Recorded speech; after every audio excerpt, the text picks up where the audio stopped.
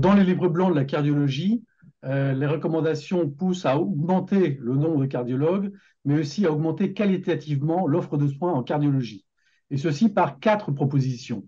La première, donc la proposition 3, l'utilisation au quotidien des outils numériques, notamment la télémédecine, pour rendre cette cardiologie plus efficiente et en s'appuyant aussi sur les nouveaux métiers. La deuxième proposition, qui est donc la quatrième proposition, est le renforcement de la coordination des acteurs de la filière de cardiologie. La cinquième proposition, et qui est importante, est favoriser le développement des nouveaux métiers et leur participation à la prise en charge des patients dans des nouveaux parcours en cardiologie. Et la sixième proposition est l'amélioration de la pertinence de l'adressage des patients cardiologues par les autres médecins, que ce soit les médecins traitants, généralistes ou les autres spécialistes. Ces propositions sont particulièrement détaillées dans ce livre blanc, avec une explication du pourquoi cette proposition a été faite, du comment, et comme on peut le voir sur cette proposition numéro 3,